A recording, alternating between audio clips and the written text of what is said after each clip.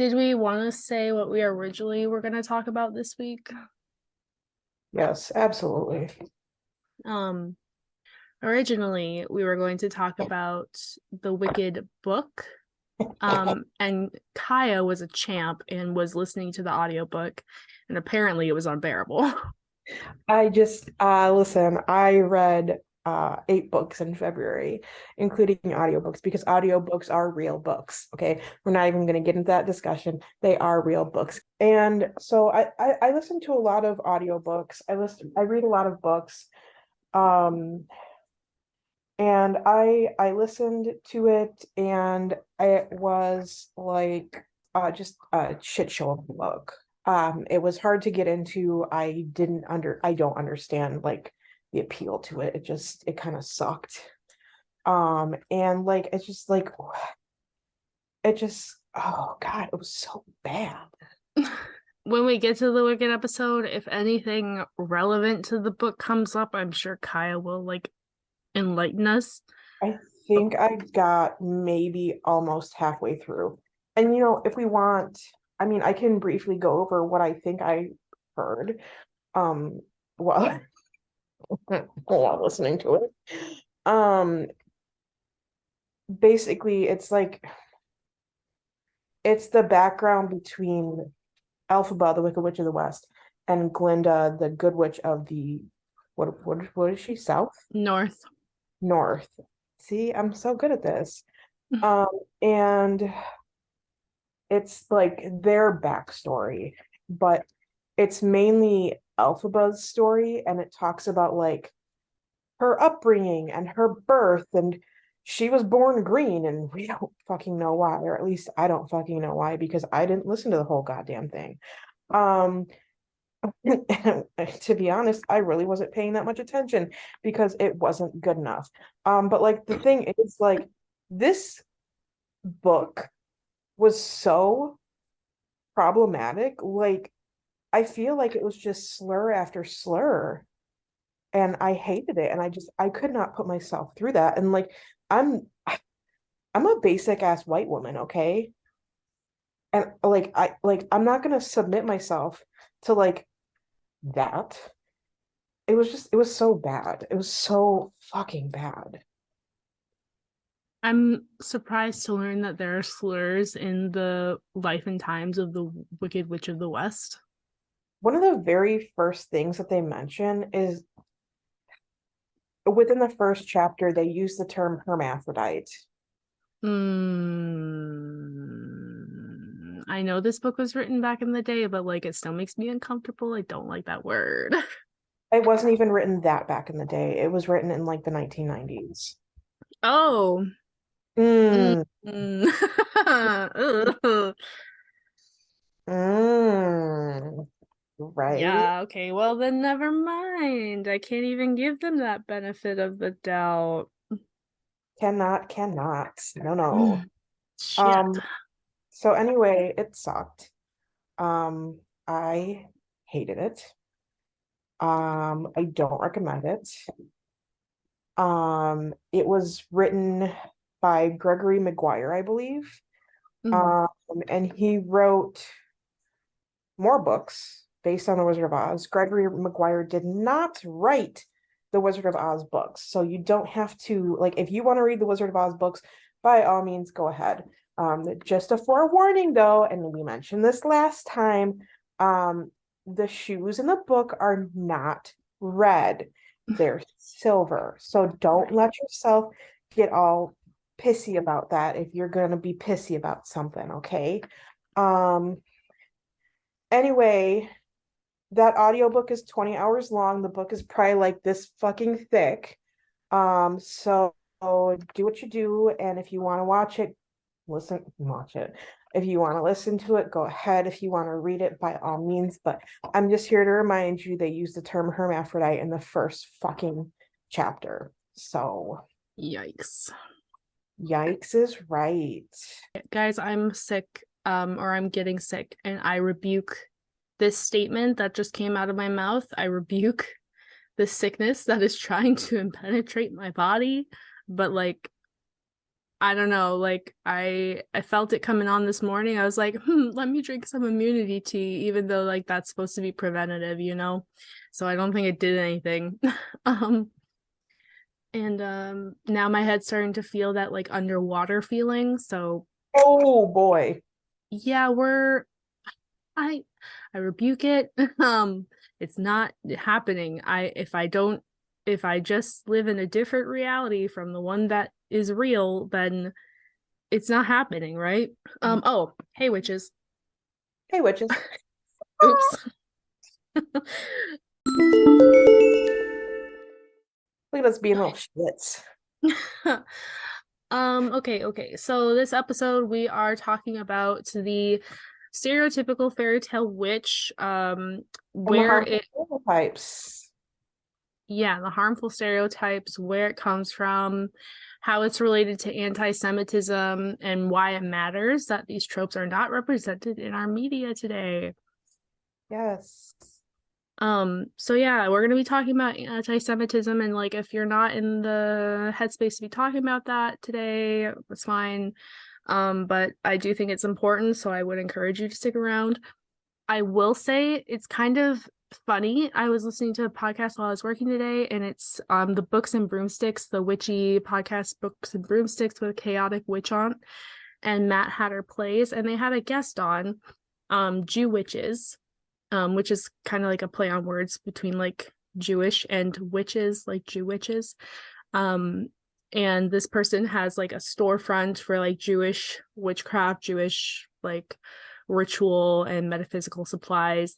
And they were on there to talk about mostly Dybbuk, which is like a Ooh. spirit that clings onto humans for sustenance. I was But about to say, I know that term. I've heard of Dybbuk boxes. and they were also talking about how that's a hoax and not a real thing. I don't remember where I heard about Dybbuk boxes, but I was very intrigued, to say the least. Yeah, Jew witches said that like that is not like a real thing in Jewish folklore and likely was created by someone to make money. Because you know they're selling Dybbuk boxes on like eBay and stuff. So Yeah. but they also talk about later in the podcast like about the anti-Semitism and like the portrayal of witches and like the pointy hats and like how Jews some people think Jews have horns and like how they think their kippah covers their horns and like all that other stuff. So I think it is important to consider going to listen to that because it's like an actual Jewish person talking about it and neither of us are Jewish. So yeah, I'm gonna link that in the description. Woohoo. Super convenient that I listened to that today. Did we talk about, I swear we did mention this in a previous episode, or maybe we had just discussed this outside of the podcast and recording. Did I mention recently that I did not know that the term Jew was actually not a slur until recently? Yeah, we discussed this outside the podcast, and in case you also didn't know, yeah, that is not a slur. Because I was taught in like middle school, I want to say, that the term Jew is a slur, and I keep hearing it just literally everywhere. Out of curiosity, who told you that it was a slur? I believe, could be mistaken, but I believe that I was told by a teacher Hmm. when we were talking about the Holocaust. I Mm. could be mistaken. I don't actually know. But it's something that I picked up and I just remembered it because I'm a good person. I Well, want to use something that was offensive. So I right. remembered it because I didn't want to be using offensive language. Yeah. And it I kept hearing people use the term Jew, and I was like, why the fuck do so many people use the term Jew? Like, isn't that a slur? And finally, I heard somebody using the term Jew to a Jewish person or a Jewish person using the term, and I was like, hold the fuck up. Like, I swear that this is a slur. Like, I could have sworn. And I finally looked it up, and lo and behold, it ain't. And Uh, like I don't blame you for thinking that though, because like usually when you hear a non-Jewish person, excuse me, when you hear a non-Jewish person say the word Jew, it's usually distasteful or like they're saying it with a funk that is not kind. Do you know what I mean? right. It's So I you don't, some ill intentions. right, I don't blame you at all for thinking that. But yeah, it's not. And like even though I know that it's not a slur, like I usually do tend to just say Jewish person or they are Jewish. Like one of my best friends is Jewish, but I don't call her a Jew. Like it sounds weird. Like what I just said sounds weird to Right. Like, me because I'm I'm not Jewish. right. I'm still relatively uncomfortable just throwing around the word Jew because of how long I went thinking that it was a slur, you know? Mm-hmm. I'm sure, other people could imagine how that might be. Yeah. Yeah, that was that was a shocking realization to me. Mhm. So on that note, I mean, I will probably use the phrase like Jewish person or they are Jewish, unless like Or I'm citing, person who is Jewish. hmm? Person who is Jewish. Yeah, unless I'm like quoting something from a source that says like Jew or Jews, you know. It's just like so not natural for me to say it that it's not just gonna come out of my head that way. Or your mouth. Mm-hmm. Okay, so I organized my notes by source. I have two, but like I guess technically I have four, but like there's mostly just two, like two articles. Did you watch that video that I sent you? Oh shit. No, I fucking forgot. Ah, gosh. Fuck. Okay, so there's a video that Kaya sent me that I In the forgot to show notes. watch. I haven't watched it since October, but I have a brief memory of it. It was a very good and informative video. Um, and I can bounce in with info about that when I feel it's relevant. The video is titled "Is a Halloween Witch Costume Anti-Semitic? Jewish Dress Historian Explains Noses, Hats, and More" by Snappy Dragon on YouTube. And And let me we will tell you, link that. Snappy Dragon on YouTube was very informative. Okay. Do you want to go first? Do I want to go first? What do we want to Okay, do? sure. I will go unscripted. So I decided, can we please not do Wicked Book? And Kyla was like, yeah. And I was like, great, I can mark it as DNF on Storygraph. So I did. And then I suggested doing this instead because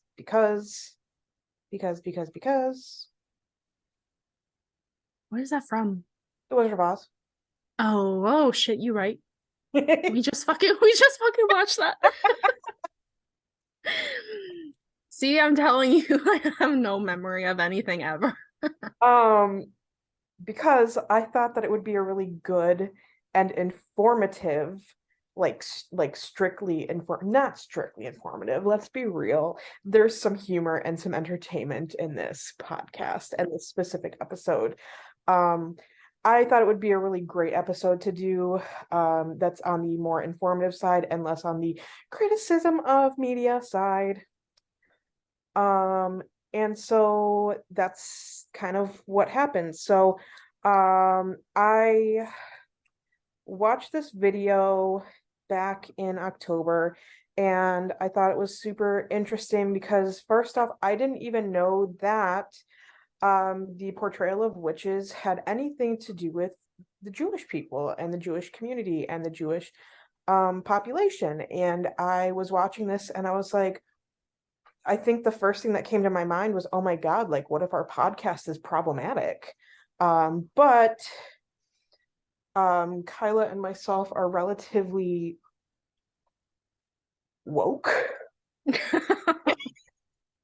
I hate that word because the right is so icky.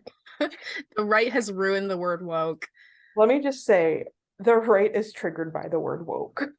True, but like they say it and like they don't know what it means. Like They say it and they're like, wokeness.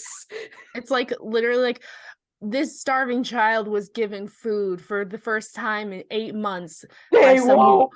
yeah by some woke propagandist, and it's like shut up. Like that's what you sound like. I just want to let you know if you are the one who uses I'm okay. Reel it in, Kyla. Okay, back on topic. Back on topic. Um, anyway, I saw and I was like, really, what if our podcast is problematic? So I started watching it, but also like I went as a witch for Halloween the year before. We can include a picture in the posts of my silly witch costume. It's very basic, okay? And I was also wondering like how much of the media that we are consuming to discuss this podcast is problematic. Spoiler alert, The Wizard of Oz is problematic. Mhm. Um, listen, it's okay if you still like it, okay? Like it was made in a different time. It aged like some some cheese that doesn't age well, okay? Not necessarily like milk, but just like some icky cheese, okay? Like some people like it, some people don't, okay? Sure as hell did not age like wine. I'm just that's all I'm gonna say about it, okay? Maybe it aged like barefoot wine. Not like a fine wine, but like barefoot wine, box wine. Yeah, like $5 wine. Yeah. So I thought it would be a good idea to look at this and just see kind of what I don't really know what the hell I'm saying. But I watched this video by what did we say her name was? Snappy Dragon. Snappy Dragon on YouTube, and I learned a lot. And basically I'm gonna go over the couple of things that I remember about like the stereotypical witch and like the Halloween costumes and shit like that. So, and there's a lot of shit that I learned about this that I was just like, wow, I did not know that. But so if you're dressing up as a witch for Halloween, that's fine. That's perfectly fine. However, you're going to want to stay away from a couple of things. I understand that it's April by the time this comes out, okay? Mhm. Uh, and this, listen, maybe you'll find this 6 months down the line and be like, oh, wow, I didn't know this. Wow, Halloween is tomorrow. I should change my costume. Um, but um, so first off, we're gonna discuss and this is literally just on appearance, okay? What this video is literally it only discusses appearance from what I can remember. So first off, the nose. Okay, so we're gonna take the Wicked Witch of the West, for example, and we're gonna look at her. Okay, she's got green skin, a big old pointy black hat. She's got a big old pointy black nose. I mean, a big old pointy green nose. And then she's got this slick tied back hair, and she wears all black, like an old maid's kind of dress type thing. And then she's just mean. Um, but we're not talking about personality or anything. And the nose is a problematic thing because the this to be politically correct. Jewish genetics, I guess, have I guess, longer or Hooked nose. hooked nose. It's it's got a distinctive shape. Is I guess an okay way to put that. Yeah. Um, and so does the stereotypical witch. And then from what I understand, the Jewish population have a tendency to pass down with their genetics olive-toned skin, okay, which is where our green skin tone on witches comes from what I understand based on this video that I watched. Now, I don't know a damn thing about skin. I don't know a damn thing about skin undertones. I don't even know what my undertone is. I've been told I have warm undertones, but I don't know a damn thing about that. That's a topic that I'm really unfamiliar with, and that just sucks for me. But from what I understand, this is a standard visual of people with Jewish descent. I don't know what olive tone skin is. I don't know what an olive undertone is. I know there's some makeup brands that have olive undertone foundations and concealers, but it's very rare when that happens. But that's great that they do have that. I think Juvia's Place is one of them, but I think Juvia's Place is problematic in other ways, but I could be wrong. I don't know. I don't know enough about makeup either because I stopped wearing it and I don't remember shit. And so that's another issue. And then there's also the bushy hair stereotype, which I guess that is also like something, I guess Jewish people frequently have like very curly or frizzy or coily or floofy.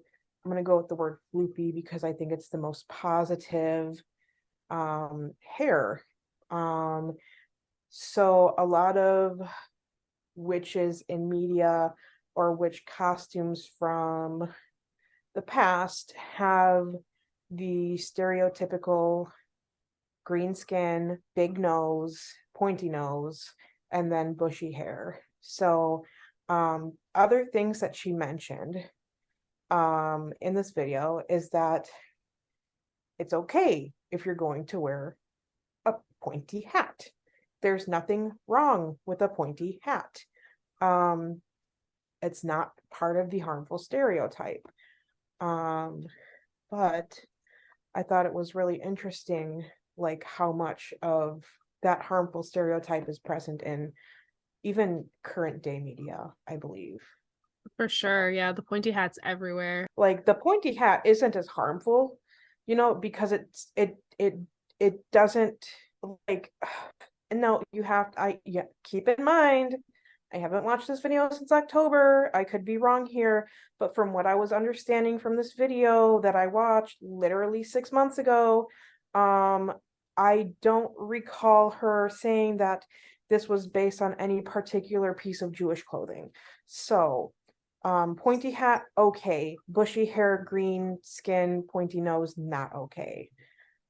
Because at some point it does become cultural appropriation. So the pointy hat does have like a history with Jewish people. Okay, let's talk about It's that. the pointed hats they come from medieval Europe and they go by a few different names, but one of them I saw was called a Judenhut in German. And this is headwear that Jews were forced to wear, and these hats were initially worn voluntarily back in Germany around 1175, and you can see it illustrated in Hebrew manuscripts and in their coat of arms. But once it was made obligatory, the hat, quote unquote, hitherto deliberately different from hats worn by Christians, was viewed by Jews in a negative light. And then a provincial Polish council in 1267 said that since Jews had stopped wearing the pointed hats they used to wear voluntarily, this would be made compulsory. And then additionally, it was in 1215 that an Italian council ruled that Jews and Muslims must be distinguishable by their dress. So, Wow, I hate it. yeah, thanks, I hate it. I'm not sure when, I didn't see a date when the hats stopped being like a solid date when the hats stopped being enforced. Okay. But they're not like pointy. Like they don't look like witch hats. They're like if you've ever seen like a Liberty hat, maybe we'll put some pictures. I'll send you a picture right now if you want to see it. And also we'll put some hats of like the Jew the Juden hut. And then it's kind of like a Liberty hat, but it's just a little more conical in shape. Why is it called a Liberty hat? I believe it was worn by French like freedom fighters, like revolutionary people. The second hat, the Uden hat, Mhm. gives me like mad Beaubaton vibes from, Oh, like from Harry Potter. Wait, hold on. I gotta look at it now.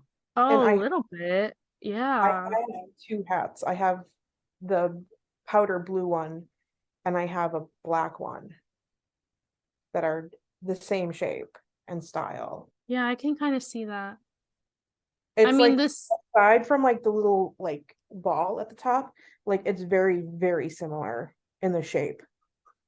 and then this is like an illustration in one of the manuscripts. So we'll post like on our Instagram of all of this stuff and source it and whatever. Oh my God, did I just see a Uden hut for a cat? Get one for Delphine. I'm sorry, but she doesn't practice Judaism. I feel weird about that. It's gone now. I could have swore I just saw one. Like, you know how when you search for images and at the top it says shopping? I swear I saw like a knitted hat, but for a cat. Was it knitted or was it felted? I think it was knitted. I tried to Google for cat, but I just get a bunch of yarmulkes. Or Ooh. sorry, kippas. I want to talk about that for a second because I don't think yarmulke is correct. I want to talk about the way yarmulke is spelt. Yarmulke is spelt Yamaka. No, it's not. Not. It's spelt Yarmulke, and kippa is spelt Kippah. Kip is fine. I don't have a problem with the way Kip is spelt. I don't understand why yarmulke is spelt not how it sounds, but that's in the English language. Right, I don't know how it's spelt in Hebrew. right. I don't know Hebrew enough to know if that's how those letters sound together. So I googled it, and a whether a kippa or a yarmulke, it all refers to the same thing. Many Jews feel that by wearing this Jewish head covering, they are proudly announcing their faith to the world. Oh, And I love yeah, I read somewhere that um, that part of Judaism is having a head covering on. Um, but do not quote me because for the thousandth time, I am not Jewish. I am a pagan, white, cis, bi woman. Those are all my identifiers. There you go. So I can only speak on those things. I'm a hetero white woman, cis woman. Here we go. I thought you were just gonna stop at hetero white. I was like, yeah, me I too. couldn't remember everything that you had said. Oh, I'm glad that your source covered the olive green skin and the bushy hair because my sources only covered the pointy hats and the hooked nose stuff. It doesn't really talk about the hair or the skin at all. Well, what the fuck? Yeah, well, I mean, I didn't like have a I didn't prepare very thoroughly. And I tried to find like when I was looking for sources, I felt like I wasn't finding a lot of reliable sources that was talking about what I was talking about. You know what I mean? Yes. So the one of the articles that I used as a source was "Can I Still Love the Anti-Semitic Fairy Tales That I Grew Up With" by Alexia Mira Silverman on Hey Alma. And she sources a bunch of other works in her work as well. Can you still love them? Um, she says yes. That was the On the conclusion. condition that you acknowledge that these are harmful stereotypes. Right. And she talked a lot about the Brothers Grimm and like she talked a little bit about other anti-Semitic fairy tales, like The Jew in Thorns by the Brothers Grimm, which is not related to witches, but I think that like this article is worth a read if you want to learn more about that because they're they weren't active participants in the Jewish nationalism like project that quote unquote aimed to construct a central German identity by racializing others, but it's no coincidence that the Nazis were able to use these stories as propaganda tools for Aryan supremacy. I But never understood how in the 1930s and 40s they could just be like, this person has a long nose, they are obviously Jewish, book 'em. But that's just me. Like, I get that, like, genetics, like certain races of people or ethnicities of people like have very specific traits, physical traits. Here we go. That's a good one. But like I that doesn't mean that other people can't have those physical traits. another thing that came up in my sources that didn't seem to come up in your sources was like the stereotype of like Jews being money hungry, and also the topic of blood libel. Do you know what that is? No, I don't. Can we talk about that? Yeah, so blood libel is an accusation that Jewish people use the blood of Christians in religious rituals, like in Passover bread. Yeah. Or that like I believe the podcast I listened to earlier today, she said something to the effect of like Jewish people didn't have the blood of Christ, so in order to get it, they would get it from Christians. Yeah, and this is also like, you First know, the kind of, question for yeah. my current ass, what would they need the blood of Christ for?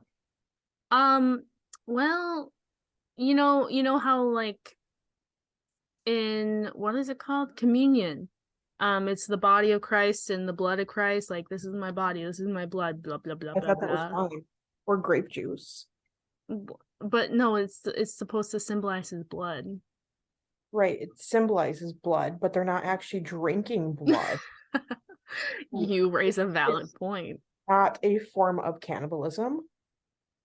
Yeah. Um, well, blood libel is just as ridiculous. Like, also, like, there's the ridiculous notion that Jewish people are like lizard people, or they have a space laser. Like, it's just one ridiculous conspiracy theory after the next, you know? Blood libel is just like libel against Well, I don't know where the term libel comes from. Libel, in and of libel. itself, that word means written slander. So I don't know why it's called blood libel. Okay, I'm assuming that it is the libel of the blood of a specific ethnic group. Blood being the community Oh, population. okay, I guess. Does Yeah, that make sense? I think so. This, like I said, this is just an assumption. This is just my brain ticking and talking. Um, but like there are other like this other article, excuse me, this other article that I have sourced is called Archetype Origins, Which Archetype, from Foothill Dragon Press, and they argued that both Mother Gothel and the Blind Witch of Hansel and Gretel tie into the theme of blood libel that is leveled against Jews, because Mother I Gothel see it with uses a child. I see it with Mother Gothel, like just like the harmful stereotypes in general. And also I never concluded my other thought that like the other article that was like, can I still love the anti-Semitic fairy tales I grew up with? She did ultimately say, I believe she was saying yes, as long as you're conscious of it. But the article ends more on a positive note about the possible reclaiming of these anti-Semitic themes and turning them on their heads. Because like one of the anti-Semitic characters that's in our media is Rumpelstiltskin. Isn't that one super, super dark? Honestly, I don't. The only thing I know about Rumpelstiltskin is that he's like greedy and he spins gold out of straw. And they're like, he's like, you have to guess my name. And he's tricky, yeah. The most I know about Rumpelstiltskin is from Once Upon a Time, the CW show. Yes. But this person who wrote the article, she said that an example she gave for like turning the anti-Semitic themes on their head, she cited a novel called Spinning Silver by Naomi Novik, and it was more of a positive spin on like the whole spinning gold Rumpelstiltskin vibe. I didn't write it down, a synopsis of the book, but she's hopeful for the future of these, like, not being used for harm in the future. And also from the other article, it says, while in early folklore, hooked noses were not initially tied to anti-Semitism, the feature is used in modern times to code characters as Jewish. The goblins in Harry Potter. Mm-hmm. And when they say modern times, I'm not sure how far back modern is going, because I feel like The Wizard of Oz is most certainly modern in this case. And the person who wrote this article does say, like, the portrayal of anti-Semitic traits as being associated with evil in media for children, like The Wizard of Oz, which we just covered, it sets a dangerous precedent. Yeah. Because that shit gets planted young. Like, you just don't come out the womb hating Jewish people. In the Archetype Origins article, I think, like, an important quote that I wrote down from it that kind of tied everything together. They said, while the archetype itself is not inherently bad, portrayals of witches often lean on anti-Semitic tropes as shorthand to make the character seem evil. And so the next time you attempt writing a witch, be careful with the characteristics to avoid turning an easy villain into an anti-Semitic caricature. Be sure to think about the witch message you want to send. That's fair. I mean, like, okay, two things. Number one, I feel like a lot of witches in modern day do not get the same portrayal as they used to back in like Wizard of Oz type days, or like the 1950s, or like the 70s, you know? Second off, just a thought that I had. I feel like you have to be cultured or a part of the specific community to know that certain physical traits or costume design or whatever are a stereotype or used to discriminate against a certain community of people, because I was sitting there for like the longest time being like, what? Goblins aren't based on Jewish people? What? Because I didn't understand it, and or why, like it didn't make sense to me. And because like nobody'd ever mentioned that before, like while I was in their presence or something like that. And like, so the first time I heard it, I thought it was absolutely wild. But I also feel like if you're writing a book, or if you're writing a piece of media that includes like a goblin or a witch or something like that, I don't think that it automatically means that you're making a jab at, you know, Jewish people. Right. I agree with that. Like, okay, so like with the Harry Potter thing, obviously there's goblins that run the bank, right?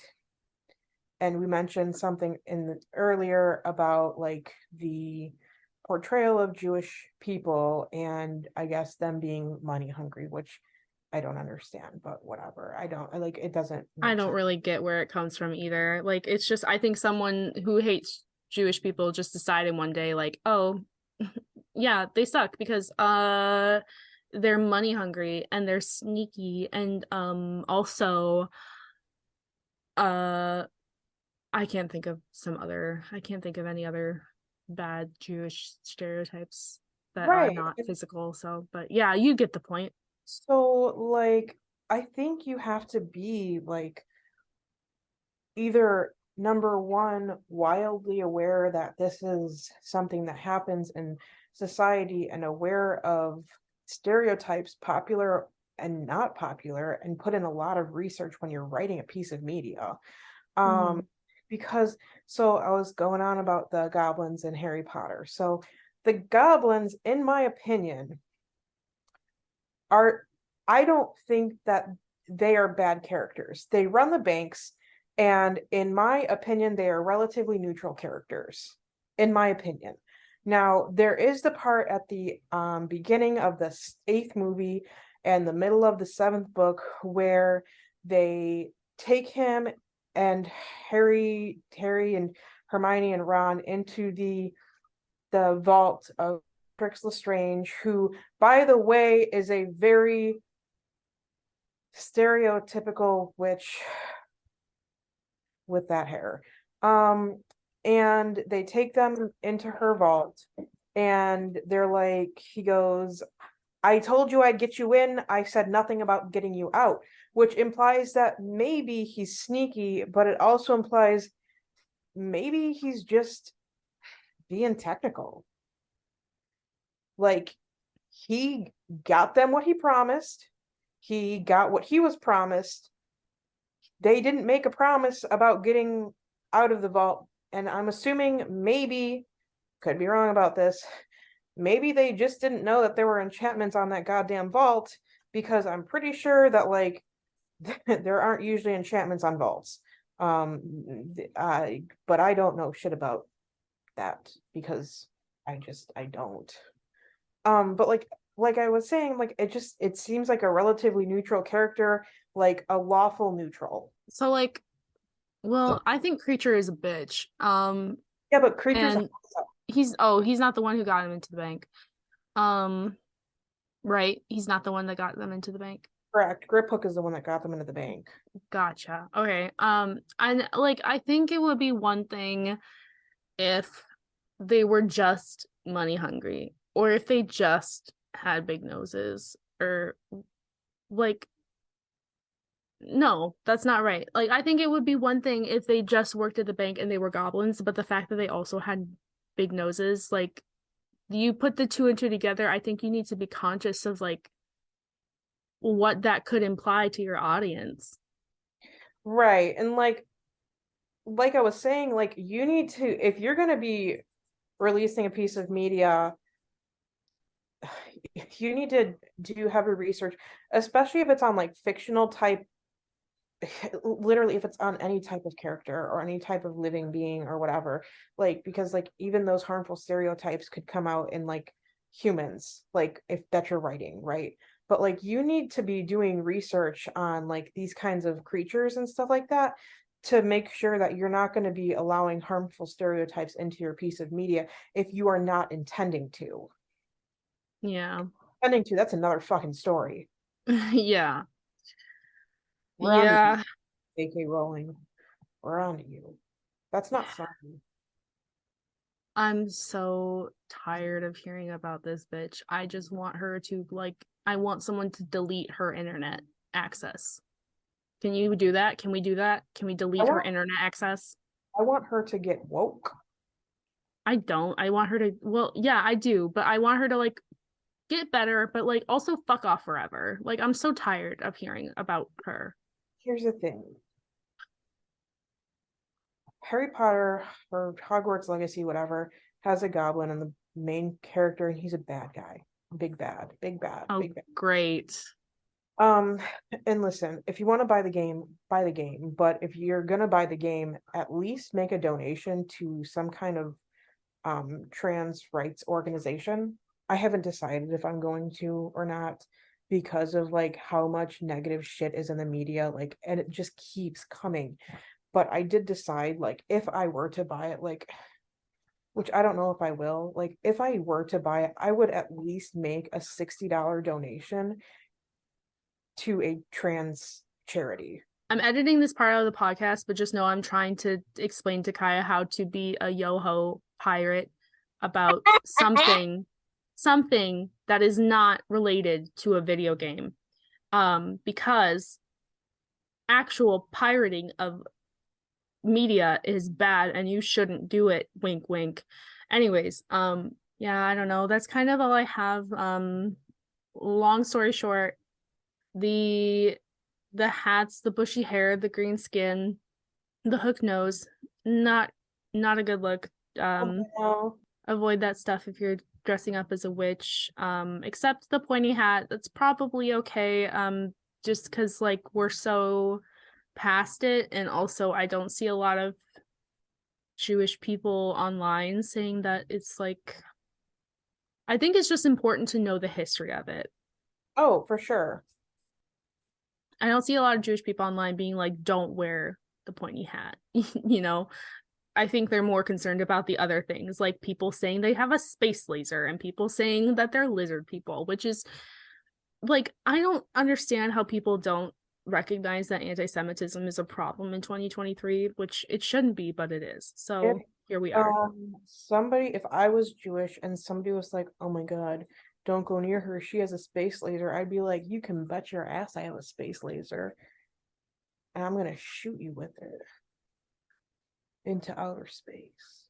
Like, I can't imagine dealing with that stuff. And like, the podcast I was listening to with the Jew witches person on it, I don't know if they identify like she, her, they, them, but they said that they know people who like who have had others reach out and like touch, like pat their head to see if they had horns, and ask them like, "Oh, is that why you wear your kippah, to cover your horns?" Like, that is so Okay. cartoonishly anti-Semitic. Like, Is there anything else that we need to add on? um, if you're a patron, I'm sorry that like every once in a while I'll make really dumb faces.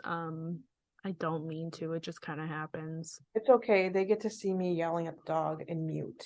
As far as like the stereotypical fairy tale witch goes, I don't know. I think we kind of covered all the basis. If you are a Jewish listener, if you are a Jewish witch and have some takes that we didn't go over, if you have some information or some sources that you'd like us to have and talk about, definitely hit us up with those. And again, I definitely encourage people to go listen to that Books and Broomsticks episode, because one, there's an actual Jewish person on it, and two, they dispel the whole Dybbuk boxes hoax, because those aren't a thing. So don't let someone scam you. Do you have any ending thoughts? Um, I I think this was an important episode to have. Yeah, I agree. I think that we should try to do like at least one like super informative episode per season. I think one that we should do, that I definitely need to like read up on heavily, is the very presence of white supremacy in pagan communities, especially in like Norse pagan communities, Okay. because they definitely try to like infiltrate, and at first you might not recognize at first that they're white supremacists, but there are a few, um is red herrings the right word? I don't know my idioms.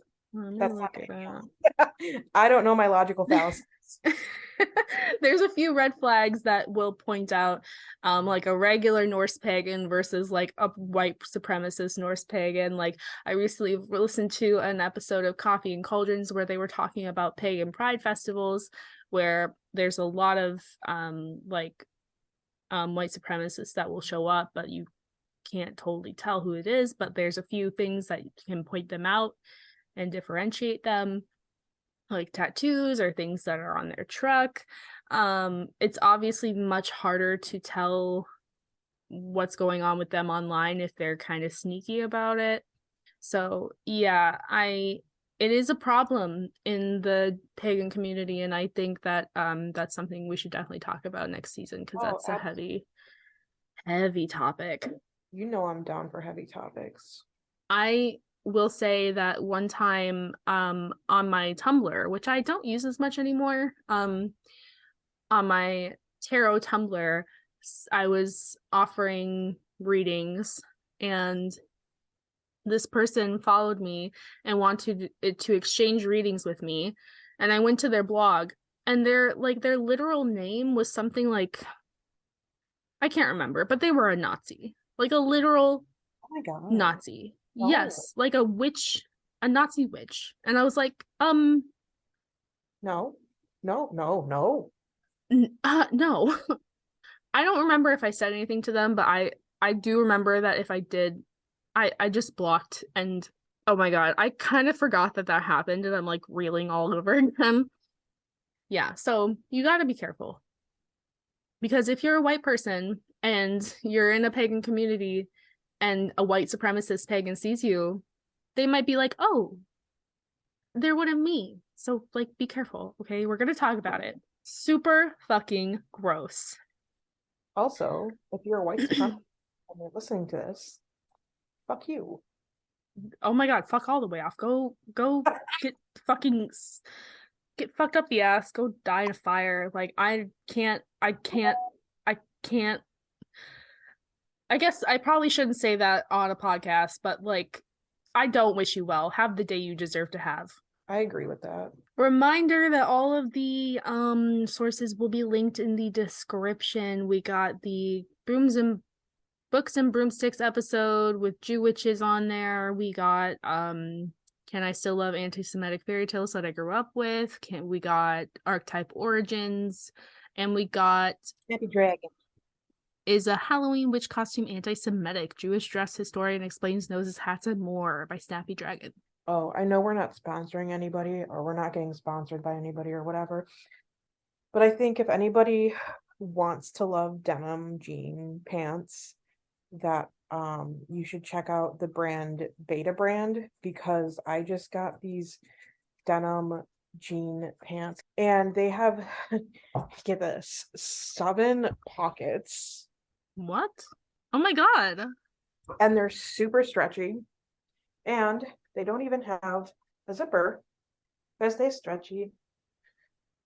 Oh my God. But they're really expensive, but they're really comfy. Like, they feel like yoga pants. So I would suggest getting them if they're on like a deal or something like that. But literally 7 pockets. Oh, and they don't come in numbered sizes. They come in lettered sizes. So you don't have to like question if you're getting the right size. Okay, I'm looking at their site now, and like I think these like are you the say pockets. You say they're expensive, but like, I get my jeans from Torrid, and like, this sounds about right to me. That's, you know what? I guess I'm used to buying jeans at like Old Navy where they're like 40 or 50 bucks. Yeah, I guess I'm kind of, when it comes to my jeans, like, I am very particular because my body is shaped so strangely. Another brand that I have not tried yet, but I really, really, really, really want to try is called Universal Standard. And they do women's clothing, and they base their sizes off of the universal standard of women in the United States. So their pants come from sizes, I believe, 00 all the way up through like 40 or 42 or something like that. Like, this is women's sizes, not men's sizes. And then one moment, the like dresses and shirts and stuff like that are based on the average size of women in the United States. So the average sized woman in the United States wears approximately a size 18 to 20, which is shocking because most clothing brands only carry up to a size 18, if that. Seriously. So their medium is a standard 18 to 20. And they go all the way up to 4X, which is around I think the size that they go up to is 40, and they go down to a 4XS, which is like a 000, which I think is amazing that they're normalizing what is average in the United States. What is this brand called again? I believe they're called Universal Standard. Also, like, sorry guys, I'm keeping all of this in. I like it, so I'm keeping it in. And also, I think it's important because I know it's not related to what we're like the episode topic, but also no one talks about this stuff, and I think a lot of plus size people like ourselves like need to know where to get stuff that's comfortable that fit Yeah. us. Like my jeans, I love wearing jeans. Jeans are comfortable for me, and I feel comfortable wearing jeans. I want to find jeans that fit me, that are not going to be too expensive, that make me feel good. And like if I can buy a pair of jeans from a company that wants to normalize buying clothing, whether you are small in stature or if you are large in stature, and they want to celebrate people and their bodies, like I want to buy from a brand like that. So when the brand Universal Standard is like, well, the average size woman is between an 18 and a 20, so that's what our medium is. That makes sense. It That's does. the logical thing to do.